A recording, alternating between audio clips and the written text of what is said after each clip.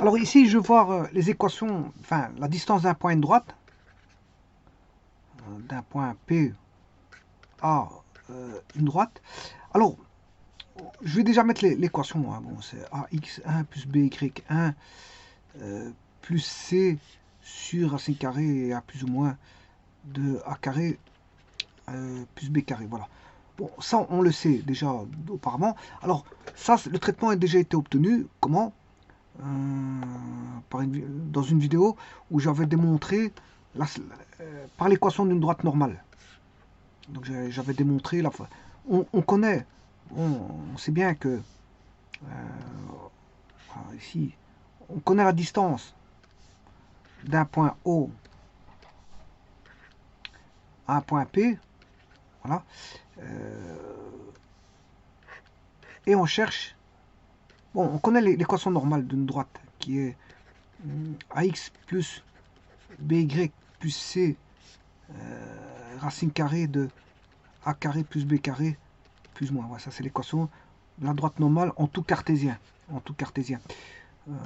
Voilà, si vous voulez, c'est x cosinus oméga plus y sinus oméga moins distance de voilà, p égale 0.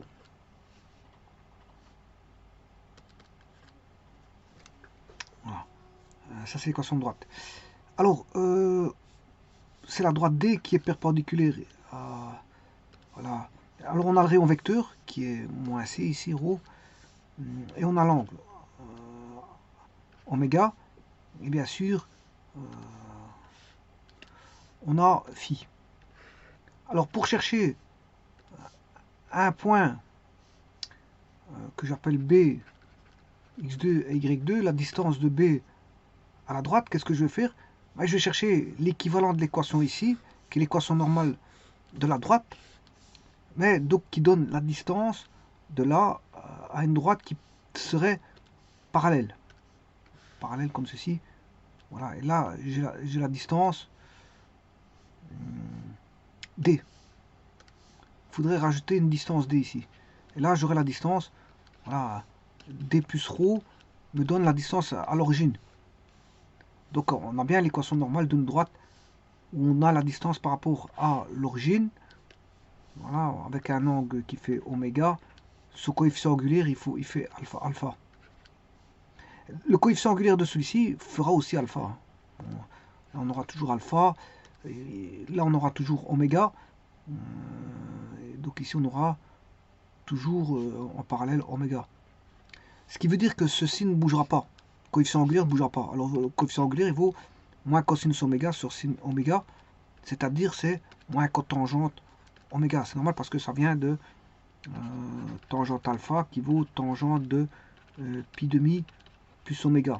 Vous avez bien un angle de 90 degrés ici, vous avez oméga, ici oméga plus 90, ça fait bien alpha. Donc ça c'est moins cotangente oméga. Voilà, et mon cotangente oméga, voilà, qui provient de, c'est bien que ax plus by plus c égale 0 va donner y égale moins a sur bx moins c sur b. Ce qui veut dire que voilà, le coefficient angulaire vaut moins a sur b. Moins a sur b. Donc c'est bien moi la cotangente. Voilà. Donc ça avait été trouvé comme ça. Donc il suffisait de faire pas. Donc comme on connaissait tout, là-dedans on connaissait tout. Voilà, on obtenait le décalage. Mais il faut rajouter le décalage. Ici il y a un décalage. Il fallait juste rajouter le décalage. Et puis par rapport à celle-là, par rapport à la droite D, pour obtenir D1, et le décalage c'est justement la distance. Donc le décalage c'est la distance. Voilà. Et puis bien sûr il fallait remplacer par x1, y1. Et là on avait justement cette distance qui apparaissait. Donc il fallait décaler, faire un décalage pour trouver, voilà, pour trouver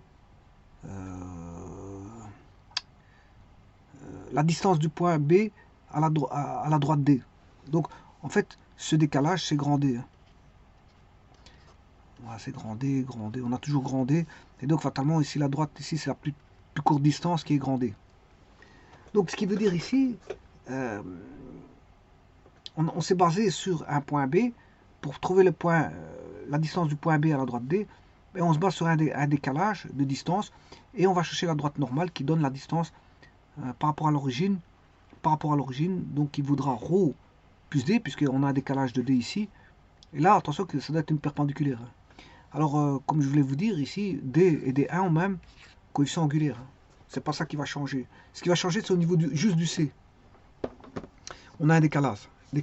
Voilà, c'est comme ça qu'on formule. Voilà, j'ai fait la vidéo, vous pouvez aller voir la vidéo. Voilà. Mais maintenant, tout va changer. Alors maintenant, je vais partir des équations paramétriques. De vecteur directeur, je vais partir d'un vecteur U, alpha plus bêta J. Alors, il n'est pas forcé, il n'est pas normé. Hein. Il n'est pas normé. Je vais l'attaquer après en normé.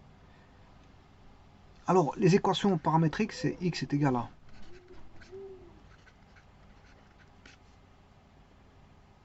voilà.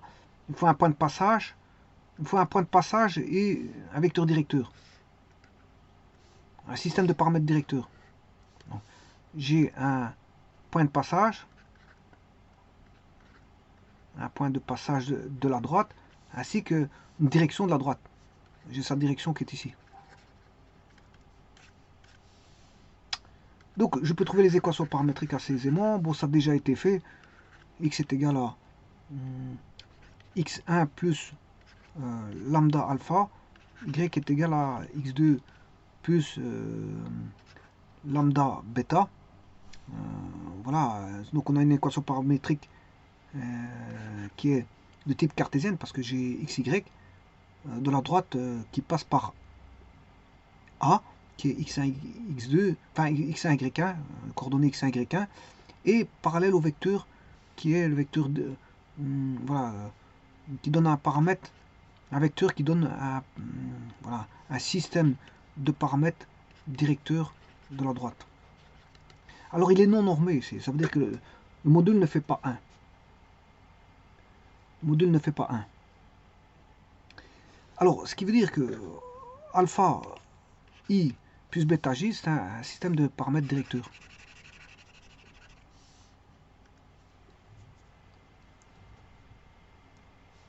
Donc on aura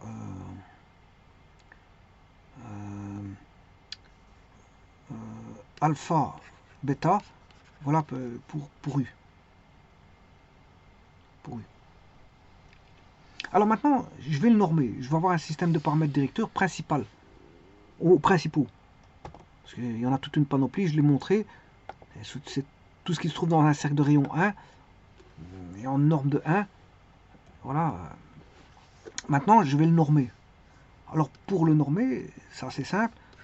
Alpha carré plus bêta carré, racine carrée, donc voilà 1. C'est-à-dire que alpha carré plus bêta carré est égal à 1. Voilà, donc maintenant, on a un système de paramètres directeurs normé, ou si vous voulez, un système de paramètres directeurs basé sur un vecteur unitaire. Basé sur un vecteur unitaire. Si vous voulez encore, c'est un système de paramètres directeurs principal. Il y en a une infinité. Hein. Tout ce qui se trouve dans un cercle de rayon 1, tout ce qui est unitaire va donner un cercle de rayon. Voilà, on a une infinité sur un cercle. Système de paramètres directeurs principal. Et voilà, maintenant, si je considère que on a un système de paramètres directeurs principal, c'est-à-dire que le module de ce vecteur vaut 1, on a un vecteur unitaire, U1. Voilà, on va dire qu'on a U1, module 1.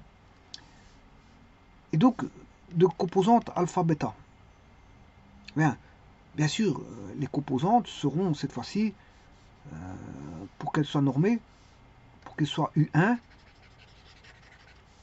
il faut que je divise par racine carrée de alpha carré plus bêta carré sur racine carrée de alpha carré plus bêta carré. Voilà, là, c'est comme si vous faisiez U, le vecteur U sur la norme de U va vous donner U1.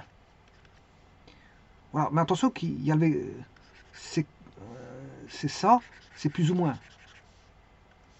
Plus ou moins. Parce que c'est dans un sens ou dans l'autre, on s'en fout du sens. Mais en tout cas, la norme doit faire 1.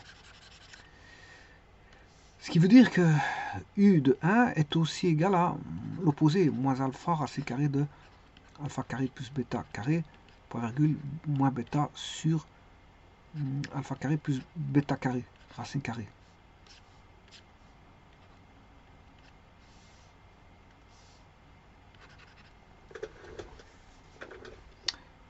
Ce qui veut dire qu'on aura l'équation paramétrique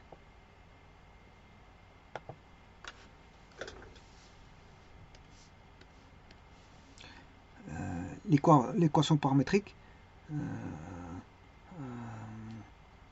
va devenir x est égal à x1 plus a, enfin c'est pas a, je m'excuse, c'était alpha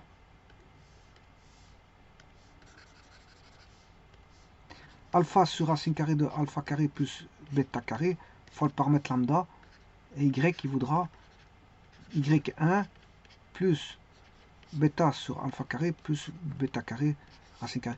Alors, racine carrée de alpha carré plus bêta carré, j'ai dit que ça doit faire 1 pour qu'il soit unitaire, c'est-à-dire alpha carré plus bêta carré égale 1. Donc j'ai pas besoin de la racine carrée ici, normalement. Mais je le mets quand même.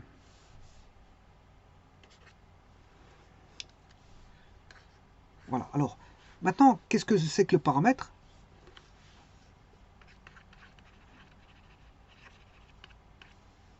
Bien, le paramètre, il vaudra lambda, exactement. Par exemple, si vous indiquez, paramètre, c'est la distance AP. La distance AP vaudra la norme de lambda. Vous choisissez un lambda, lambda 1, lambda 2, ce sera la distance AP. Je l'ai montré dans une vidéo. Donc AP, si vous prenez lambda égale 1, la distance AP elle fera 1. Et ça c'est le paramètre. Donc la distance de A à P. Alors attention que P appartient à la droite. Hein. A appartient à la droite. Alors comment faire ça en gros? Bah, vous prenez A qui est x1, y1, P qui est un point qui correspondrait obtenu pour un lambda bien défini. Supposons que je vais chercher. Attention qu'on est en unitaire. Hein. X égale x1 plus lambda alpha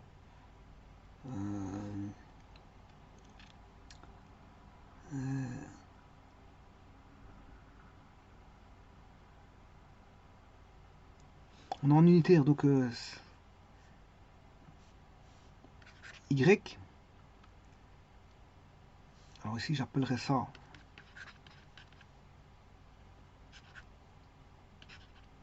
bêta. Si je prends lambda égale lambda 1, ben vous faites le calcul. La distance AP, elle vaudra quoi? Elle vaudra x1 moins. Alors si j'ai pris pour lambda 1 pour avoir le P, lambda 1 pour avoir le P, x1 plus lambda 1 alpha au carré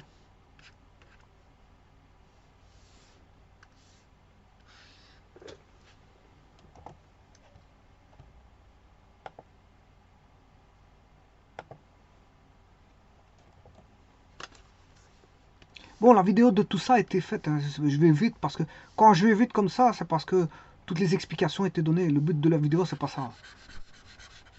C'est juste un petit résumé de, en gros, de ce qui a été vu auparavant.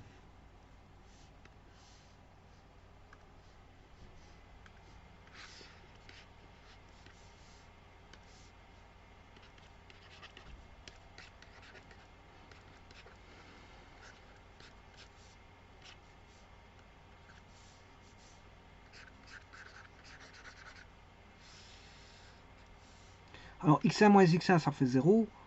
On aura lambda 1 alpha au carré plus y1 moins y1 ça fait 0. Lambda 1 bêta au carré, racine carrée. Vous voyez qu'on peut sortir lambda 1. Ça fera lambda 1 racine carrée. Là vous allez obtenir alpha carré plus bêta carré. Sachant qu'on a de norme 1, celui-ci fait 1. Donc vous voyez que c'est la norme de lambda 1. Donc c'est-à-dire que AP voudrait, le paramètre voudrait exactement la distance AP. Bon, j'avais fait ça dans une vidéo. Voilà, et ça, vous devez tenir en compte cette donne pour trouver l'équation, enfin la distance d'un point et une droite. Bon, une fois que ceci est dit, j'en aurai besoin pour la suite.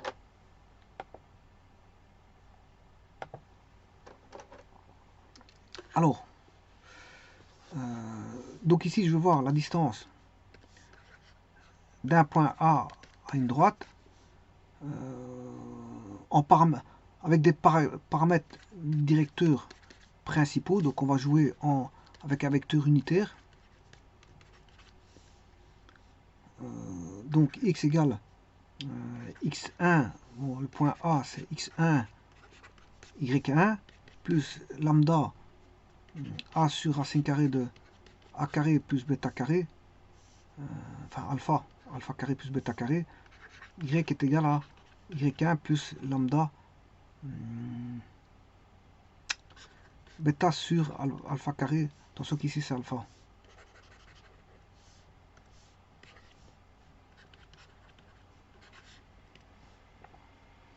Plus bêta carré.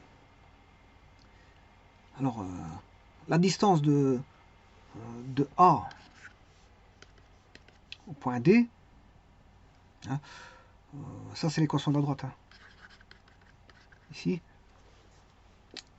la distance ouais, attention qu'ici, A, ça n'a rien à voir.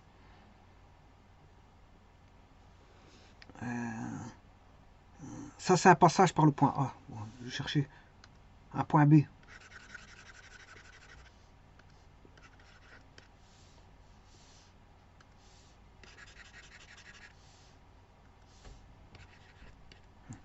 Donc, B, de coordonnées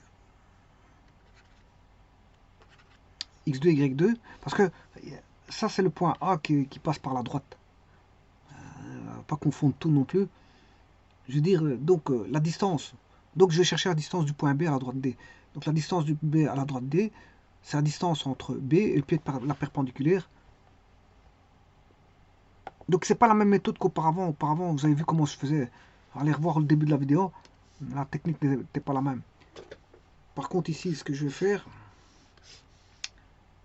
je m'excuse.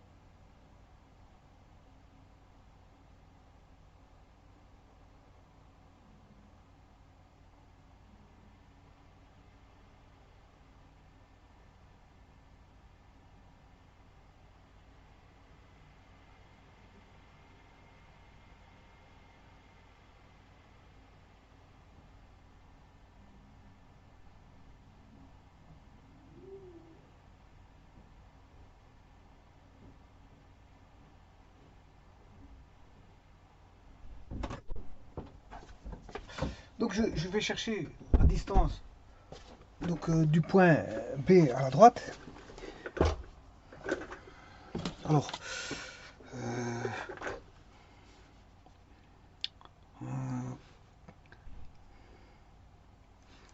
donc, j'ai un point B. Alors, je vais rechercher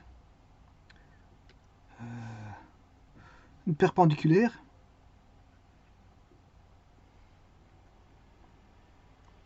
Voilà. Elle ne passe pas forcément par l'origine. Hein. Attention à ça.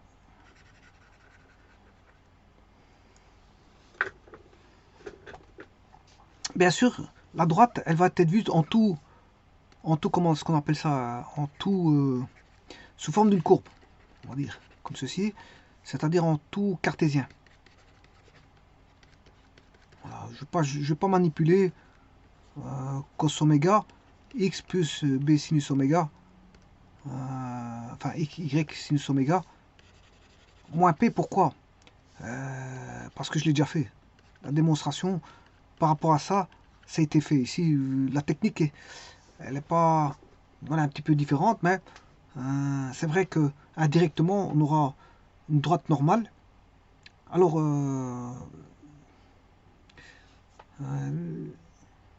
n'oubliez pas que je vais manipuler des paramètres directeurs principaux. Hein. Voilà, faire attention à ça. Ne pas oublier ça. Alors, la distance de B à D, c'est la distance entre B et le pied de la perpendiculaire menée de B à dire à D. Alors comment chercher ce pied? Ben, on l'obtient justement en recherchant justement le lambda. Le lambda pour qu'un point de la perpendiculaire soit sur D. Mais justement, le lambda ici, vous savez très bien que c'est la distance. C'est la distance entre A et le point obtenu. Hein. Enfin, le point B et le point B et le point obtenu. Alors le point obtenu, c'est P. Donc c'est la distance lambda, c'est la distance BP.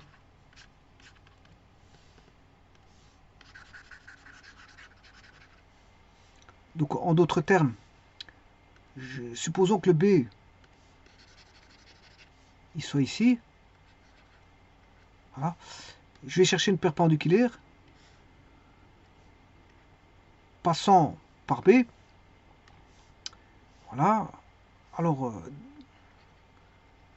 là j'ai une perpendiculaire, le point B étant ici, et là c'est le point P. Et donc la distance BP, alors qu'est-ce que je suis en train de raconter ici? C'est justement, voilà, qu'est-ce que c'est que le paramètre? Je vais expliquer que le paramètre c'est la distance AP.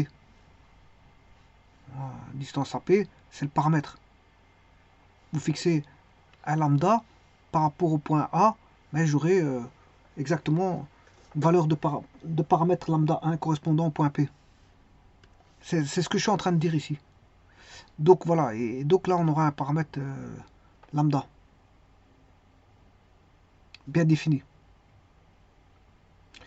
Donc si j'écris l'équation paramétrique,